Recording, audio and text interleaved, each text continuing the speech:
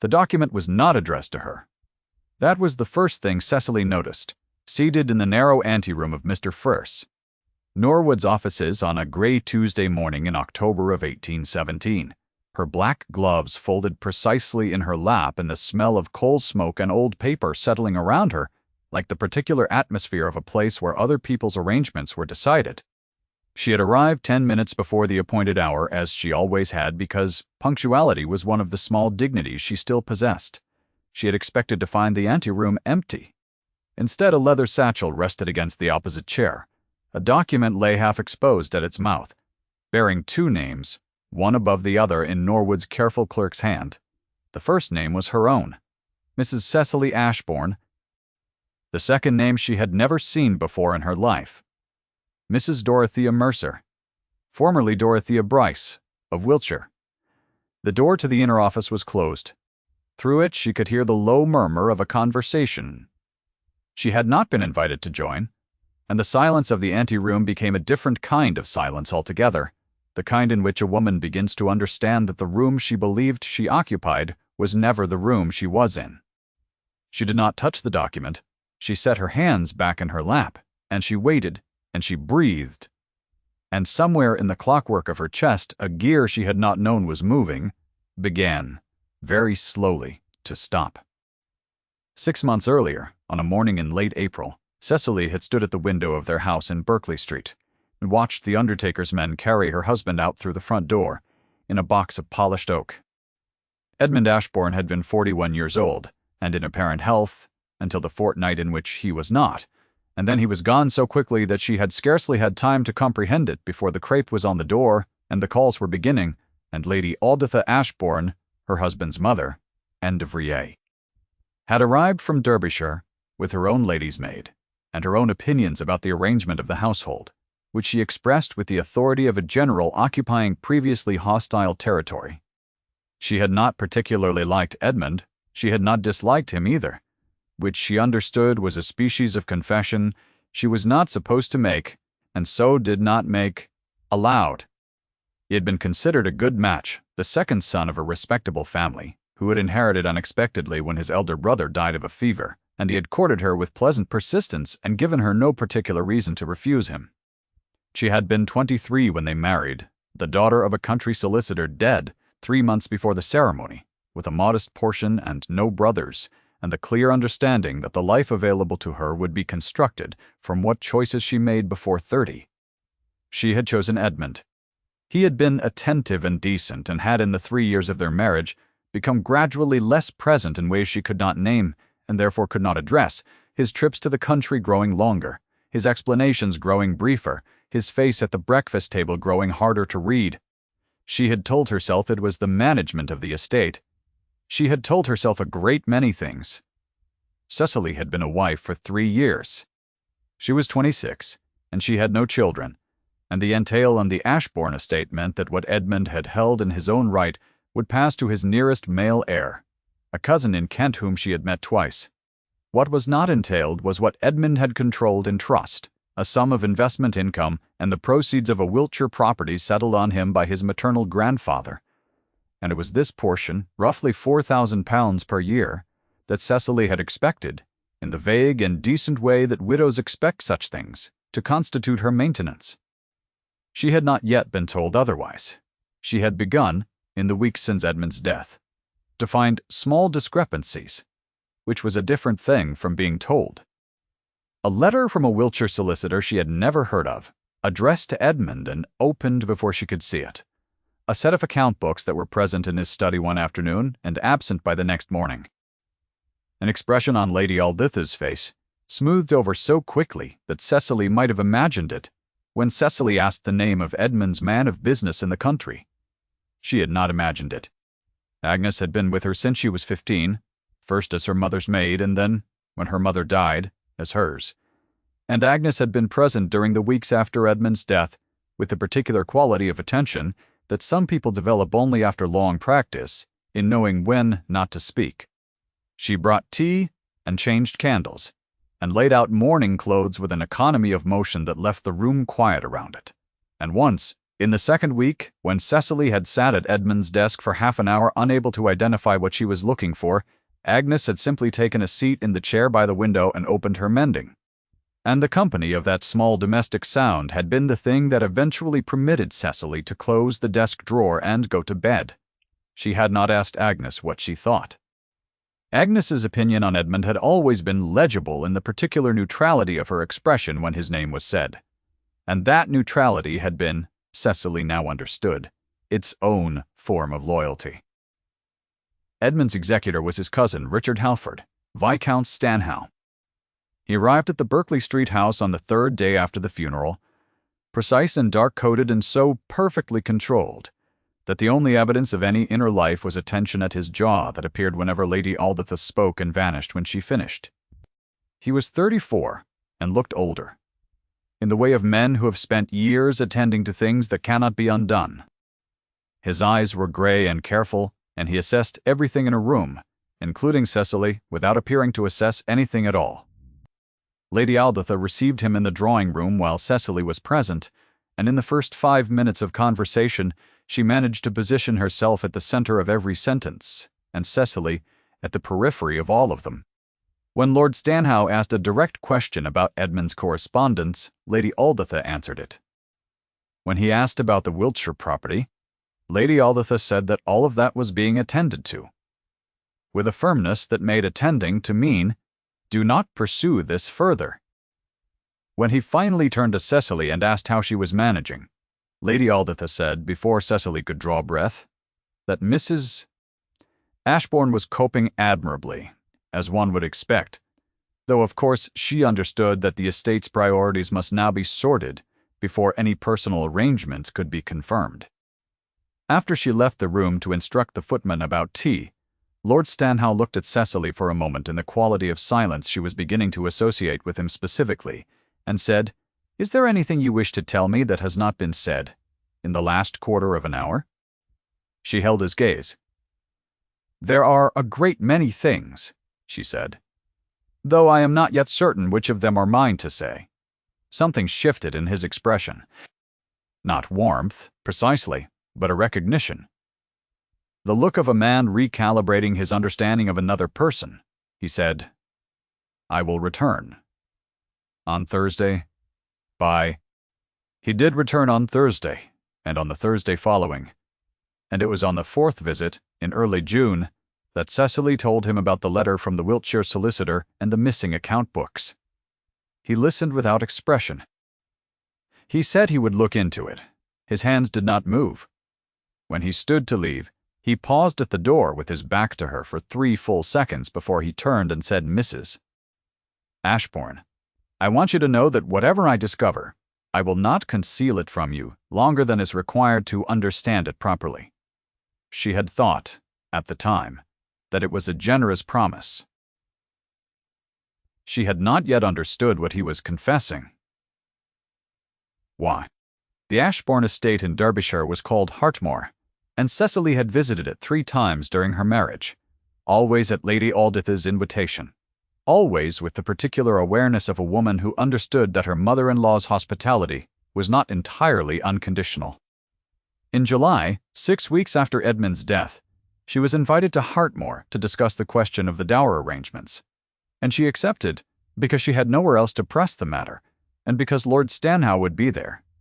And Lord Stanhope was the only person in Edmund's world. It was at Hartmore that she began to understand the quality of his attention. It was not romantic, not yet, or not in any form she could name. Without immediately doubting herself, it was specific. He remembered what she had said in previous conversations and referenced it without requiring her to repeat herself. He noticed when she was cold before. She noticed it herself, and moved, without announcement, to a position between her and the window. Once in the library, when Lady Alditha had said something cutting in a voice calibrated to wound without leaving a mark, he had set down his book and looked at the dowager with an expression so level and so still that the sentence had died in the air between them, and Lady Alditha had not finished it. Cecily had told herself it was the executor's professional attention. She was a case to be managed. She had told herself this because her husband had been dead for 6 weeks, and she did not yet know what she was allowed to feel or for whom. On the second afternoon of her Hartmore visit, Lady Alditha had come to find her in the morning room, and proposed, with all the smooth casualness of a woman who had been preparing the conversation for some time, that Cecily might wish to consider a settlement. There was a property in Yorkshire belonging to a friend of the family, she explained, modest but comfortable, available at a very reasonable annual sum, and she thought it might suit Cecily well to remove herself there while the estate question was resolved. She had placed an envelope on the table beside the tea things as she spoke, and had left her hand near it in the manner of someone offering a courtesy. The envelope, Cecily understood, contained money. She looked at it for a moment. She thought about what accepting it would mean, which was that she would be seen to have accepted a payment to absent herself, and what refusing it would mean, which was that she would remain inconveniently present in Hartmore until the legal question was resolved in whatever manner it resolved. She thought about Yorkshire. "No, thank you," she said. Lady Alditha's expression did not change, but the quality of her stillness did. "I only thought it might be more comfortable for you," she said, "to be settled somewhere quiet, away from all of this. I expect I shall find a great deal more comfortable once the estate is properly accounted for," Cecily said, and picked up her tea. She did not look at the door. If she had looked at the door, she might have seen Lord Stanhouse standing in the corridor beyond it, where he had arrived 2 minutes earlier to speak to Lady Alditha, and had stopped when he heard Cecily's voice. She would have seen his face, which was doing something quite specific in the direction of the morning room. She did not see it. Agnes told her about it later, having been present at the window with her sewing, with the particular invisibility that people in her position practiced as a professional accomplishment. "He stood there for some time after you refused her," Agnes said, not looking up from her needle. "Quite some time." It was in the library on the third afternoon of her Hartmore visit that she overheard what Lady Alditha said, when she believed Cecily was occupied elsewhere. Cecily had returned to the library for her shawl, and stopped in the doorway when she heard her name. Lady Alditha was speaking in the particular low register that she used when she was being deliberately candid, the confidential voice she deployed as a weapon. Lord Stanhouse was with her, though Cecily could not see his face. "She is an inconvenience, nothing more," Lady Alditha said. "Edmund married her in haste and sentiment, and while I bore it with reasonable grace, I will not see a woman of no particular family disarrange everything that has been carefully established simply because she managed to occupy the first wife's position for 3 years. A silence. Then Lord Stanhouse said, "She is his widow, Lady Alditha. She is one of them," Lady Alditha said, with a precision that cut cleanly. "And not, I think, the more significant one." Cecily stood in the doorway, her shawl in her hands, and understood in the space of 2 breaths that the word "one" was doing a great deal of work. She returned to her room without the shawl, and sat on the edge of the bed until her breathing steadied. She did not cry. She had grown, in recent months, very practiced at not crying. What she did instead was think, clearly and coldly, about what one of them meant, and by the time Agnes came to dress her for dinner, she had assembled the outlines of a shape that she did not yet have words for, but which she recognized in the same way one recognizes the smell of rain before it falls.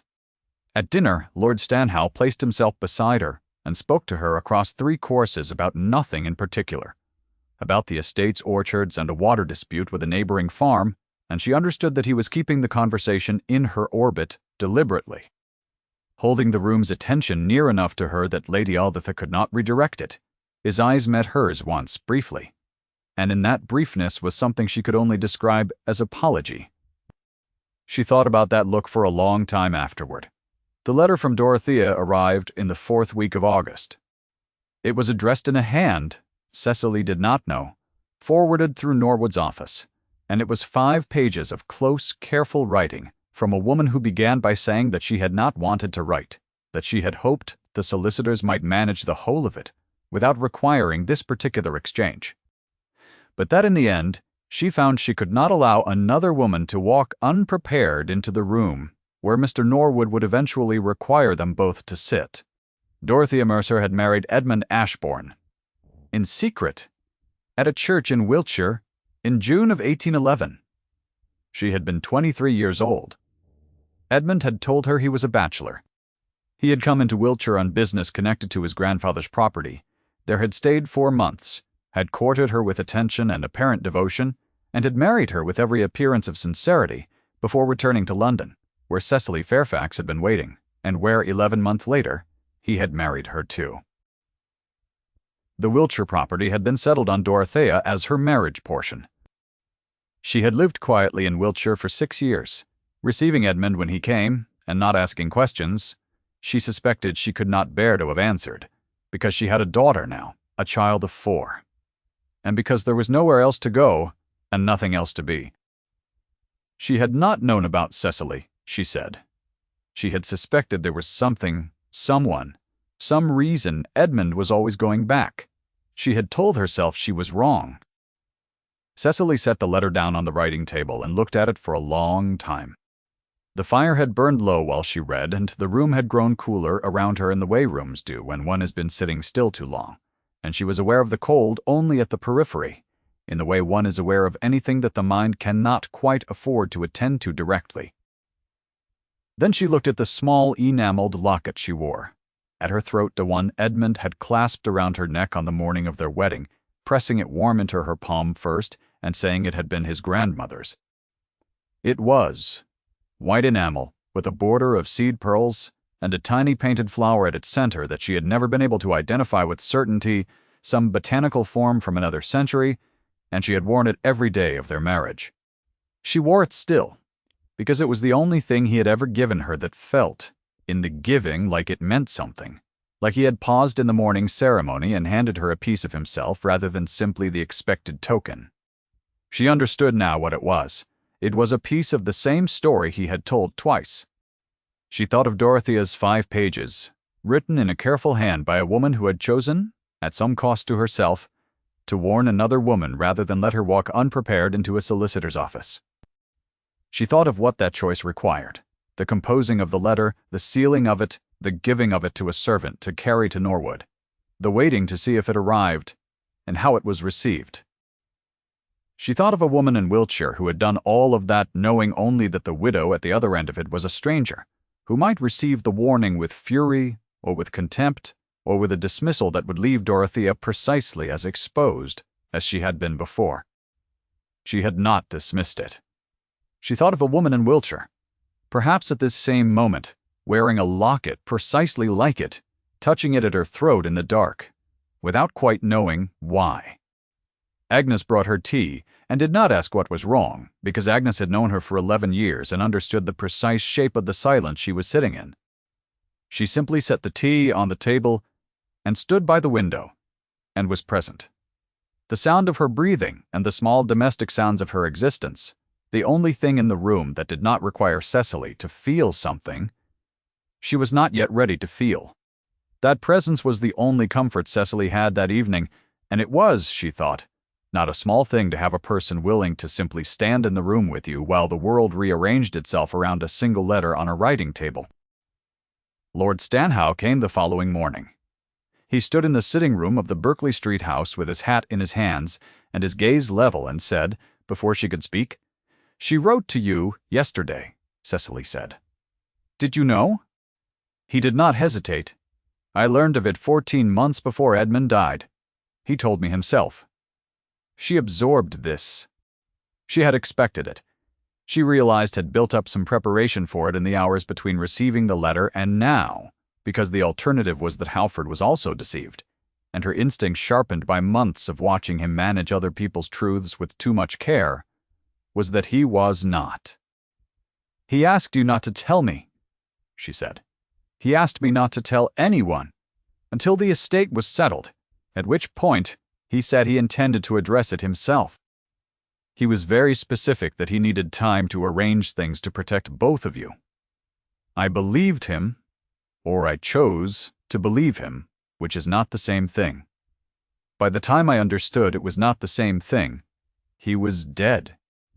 He paused, and the pause was longer than his pauses usually were, which meant she was learning that what came next cost him.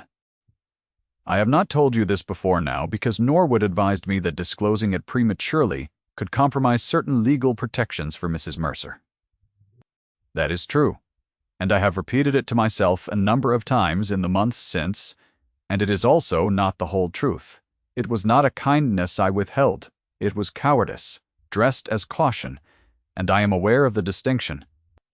She looked at his hands around the brim of his hat, and thought of what it must cost a man like this to say that word aloud. Cowardice was not a word she imagined he used often about himself. It was not a word men of his sort used about themselves at all, as a general principle, and the fact that he had chosen it precisely when a softer word was available told her something she filed away carefully. "You have a child," she said. "Did Edmund tell me that?" I cannot remember if he did. Something crossed his face very quickly. There and gone. A daughter. She died with her mother in childbed 4 years ago. I was in Derbyshire on Edmund's business when it happened. I did not return in time. The sitting room was still. Outside the window, a cart horse went past on the cobbles, a heavy patient sound, and the clock on the mantelpiece measured out its small intervals, and Cecily let the silence settle rather than filling it, because some things deserved the full space of their weight before anyone moved around them. "He sent you to Derbyshire," she said. "Edmund on the matter of a boundary dispute with a neighboring property. It was not urgent. It could have waited." She looked at his face. He was not asking her to feel sorry for him. He was simply telling her the truth of it, the shape of what Edmund had cost him, the same pattern of use and disregard rendered at different scale. Edmund had borrowed Lord Stanhouse's loyalty, and Edmund had borrowed his time. And Edmund had left in both cases a reckoning that fell on everyone except Edmund. "He used you badly," she said quietly. "He used us all badly," he said. "Some of us more than others." The week before Norwood's assembly, Mr. Norwood himself had come to Berkeley Street on a Tuesday morning, and it was in that visit that the third voicing of Lady Alditha's opinion of Cecily was delivered, though not in Lady Alditha's voice. Norwood was a careful man, and an honest one, and he was visibly uncomfortable throughout the interview, which Cecily understood to mean that he was being asked to communicate something he had not chosen to communicate. He sat across from her at the writing table, his hands folded on his papers, and said that Lady Alditha had asked him to convey to Mrs. Ashbourne that it might be in everyone's interest, before the formal assembly, for Mrs. Ashbourne to consider whether she wished to pursue the matter at all.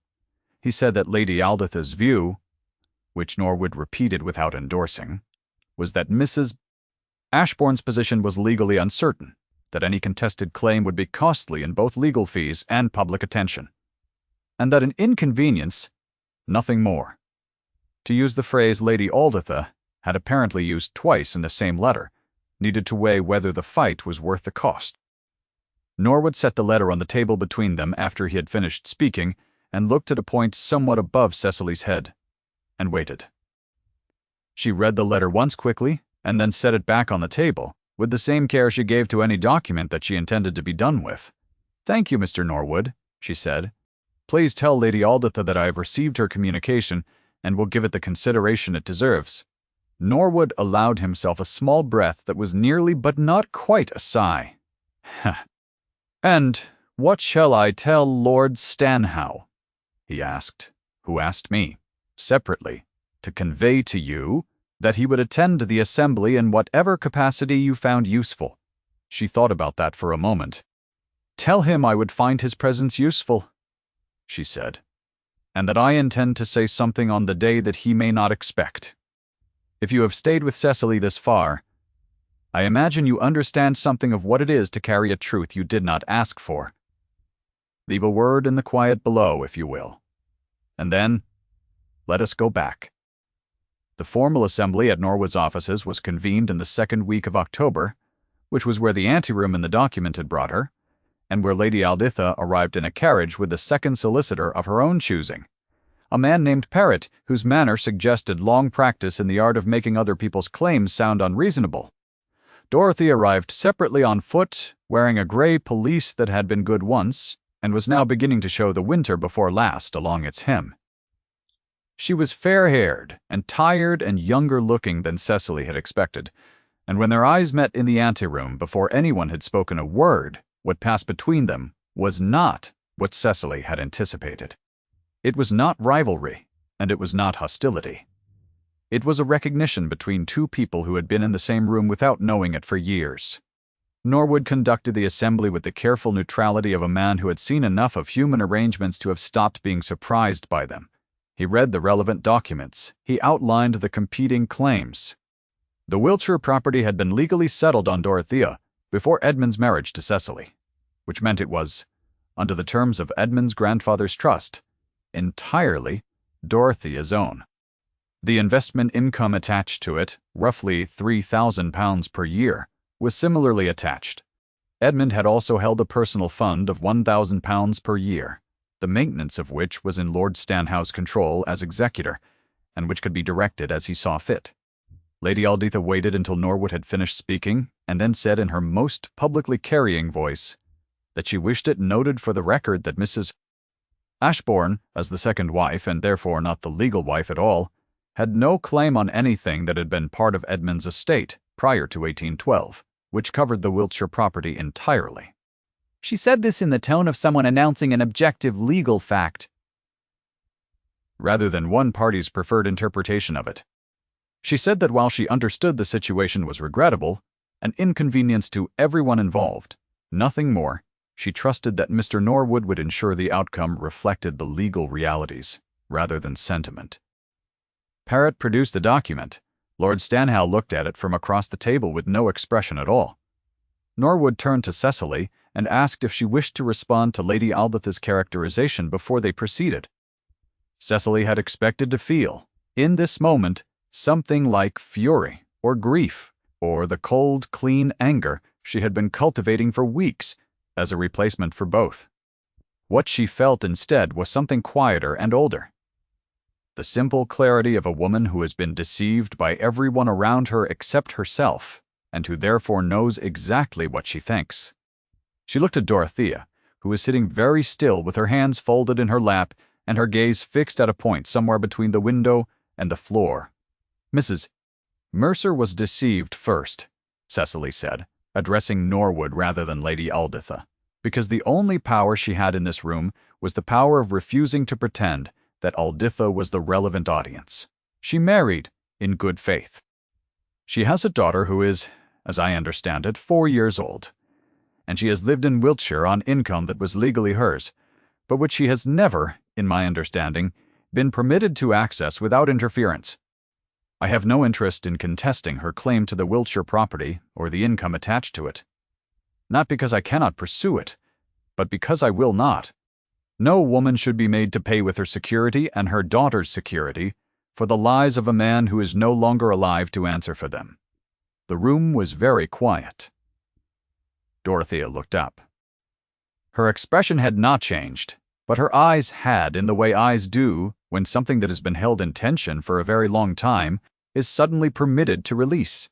Lady Alditha said in a voice calibrated to suggest this was regrettable but necessary.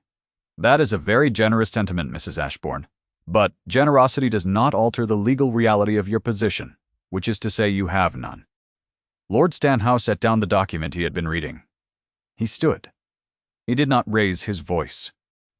He said, Lady Alditha, you will have the opportunity to pursue whatever legal arguments Parrott has prepared, and Norwood will record them, and you will do so after you have addressed Mrs. Purcell. Ashbourne, correctly in this room, which is to say as a widow with standing, not as an inconvenience. Lady Alditha's chin lifted. She is not the legal widow, Richard. You know perfectly well. He crossed the room in 3 strides and placed himself where the table's end met the window, a position that was neither aggressive nor retreating, but that put him, without ambiguity, in the same quarter of the room as Cecily, and not the same quarter as Lady Alditha. She was his wife first, he said. She remains his widow. Now. It was 12 words delivered at a level pitch, without drama, and in the specific silence of a room full of people who had spent months arranging themselves around the assumption that Cecily's position could be made to disappear. 12 words were enough. Parrott looked at his document. Norwood wrote something on his own. Dorothea exhaled one long, slow breath. Lady Alditha's posture stiffened, and for one moment the smooth machinery of her expression showed its working parts. The calculation she had relied on was not going to hold, and she knew it, and she did not know yet what she would do instead. Norwood proposed an arrangement. The Wiltshire property, and its income, would be confirmed as Dorothea's without contest. The personal fund would be divided equally between the two misses. Ashbourne's, £500 per year to each, as Lord Stanhope had the discretion to direct it, and he was directing it.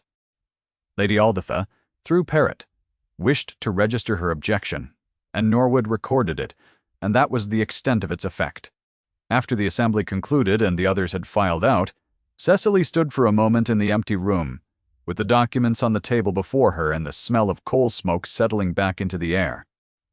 Dorothea paused at the door and turned back and looked at her with the particular expression of a woman who wants to say something and does not yet know if she is permitted to. Cecily said, "Your daughter? What is her name?" "Louisa," Dorothea said, after a moment. "That is a good name," Cecily said. And that was all. But it was enough, and Dorothea nodded once, and went out. Lord Stanhope was waiting in the anteroom. She had not expected him to wait. She had expected him to follow Lady Alditha out and manage her, because that was what he did. Management and execution. The careful stewardship of other people's disasters. He was in the anteroom with his hat in his hands again and his face showing something she had not seen on it before, or had seen and not permitted herself to name. "You did not have to do that," he said. "Concede the property." "I know. You gain nothing by it. I know that too." She drew on her gloves slowly, smoothing each finger into place with the care she had learned to take with small precise actions when everything else was not precise at all. "I did not do it to gain anything. I did it because it was what was true. She was there first. Her child needed the security. My contesting it would not have restored 1 hour of the marriage I thought I had, and it would have taken from her the only provision she has." He watched her pull on the second glove. Then he said, "I have been thinking, for a number of weeks, about something I would like to say to you. Each time I have arrived at a reasonable formulation, the circumstances have not been conducive." She looked up at him. "They are not particularly conducive now either," she said. "No." The corner of his mouth moved. Slightly, in a way she had not seen before. "They are not. Nevertheless," she waited. "I have not been attentive to you because you are a case requiring management," he said. "I am aware that it may have appeared that way, given the circumstances under which we met and the particular constraints I was operating under. I want you to know that the attention was not professional. It has not been professional for some considerable time." She thought of the library at Hartmoor, and the way he had looked at Lady Alditha when she said something cutting. She thought of him placing himself beside her at dinner. She thought of him standing at her door in Berkeley Street, with his hat in his hands, and the word cowardice in his mouth, and of how much it must have cost him to put that word there. She said, "You knew about Dorothea for 14 months, and said nothing." "I did. I am not entirely certain that is forgivable." "No," he said. "I am not certain it is either. I am not asking you to decide that now. I am asking only that you know what the attention was, and was not, so that when you do decide, you are deciding with the correct information." Outside the window, October moved in the street in the particular grey-gold light of a London morning that cannot make up its mind. A carriage went past. Someone called to a horse. The small and ordinary machinery of the world continued without reference to any of this. She looked at him for a long moment. Then she said, "Come and walk with me." He retrieved his coat from the hook by the door, and she saw his hands, the same steady hands she had watched all these months, still steadier than the occasion warranted, the hands of a man who had trained himself out of visible feeling and was now, incrementally and imperfectly, beginning to train himself back. She thought of Dorothea in her grey pelisse, and of Louisa who was 4, and of herself standing in this anteroom 6 weeks hence, and feeling the floor shift under her feet. She thought of Agnes, who would be waiting in Berkeley Street with tea prepared, and an expression that asked nothing. She thought of the locket. The locket had been Edmund's grandmother's, he had told her. He had told Dorothea the same thing. That evening, back in Berkeley Street, she sat by the fire and unclasped it from her throat for the first time in 7 months and held it in her palm. Agnes sat across from her with her own mending and did not look up. "Agnes," Cecily said. "Yes, ma'am. I am going to put this away." Agnes looked up then, and at the locket, and then at Cecily's face, and held both the look and the locket in her gaze for a moment, with the particular intelligence of a woman who had been making assessments for 62 years and was rarely wrong about what they meant. "In the cabinet?" she asked. "In the cabinet," Cecily said. "It can stay there." She set it on the table beside her, still open, and looked at it for a moment more. The firelight caught the seed pearls along its edge, and the tiny painted flower at its center that she had never been able to name with certainty. And she looked at it, and thought about the woman in Wiltshire who had one just like it, and the small girl named Louisa, who was 4 years old, and who had had nothing to do with any of this, and whose life had been made possible in part by what Cecily had said today in a solicitor's office. She thought about what it meant to have believed something completely, and then discovered the believing was where the error was, not in herself, but in the object of it. She had been a good wife to a man who had been 2 kinds of husband at once, and what that said about her was nothing at all. It was not a statement about her worth. It had never been a statement about her worth. Lord Stanhope had walked with her for 40 minutes along the quieter streets east of Norwood's offices, and the light had been the gray-gold October kind, the city's particular end-of-afternoon light that made the stone of the buildings look almost warm. And he had said very little. And what he had said was careful and provisional, and asked nothing of her that she was not ready to give. He had spoken about Stanhope, his estate in the north, the way the autumn came there earlier and harder than in London, the library, which he said needed someone who actually read in it, rather than merely using it as a room in which to hold important conversations. He had not said this as an invitation. He had said it the way a man says something he cannot quite stop himself from saying, which was its own kind of telling. Before they parted, he had said that he would be in London until the end of the month, and after that in Stanhope, and that if she found herself inclined to write, she would find him attentive. It was not a declaration. It was an opening, which was, she thought, precisely what it should be, and precisely what she was, for the first time in a very long while, prepared to consider walking through. She closed the locket, and crossed to the cabinet by the window, and placed it inside, and turned the small brass key. Then she returned to her chair by the fire, and picked up the letter she had been meaning to answer for a week, a letter from her old friend Charlotte Finch, who lived in Bath, and who had written with the plain warmth of a woman who simply wanted to know how she was. She sat for a moment with the letter in her lap and the fire at her face and Agnes's needle pulling steadily through cloth, and thought that the question Charlotte had asked was one she could, for the first time in 7 months, answer but something other than decency and endurance. She was herself. She had given away something today that she did not need, and kept something she had almost lost, which was her own clear understanding of what she owed herself, and what she did not.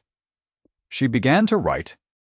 Outside, London moved in its evening rhythms, the clatter of wheels on stone, a woman's voice calling from a window, the distant sound of a piano in someone's house where someone was playing it for someone else, an ordinary evening in an ordinary life continuing on its unremarkable tracks.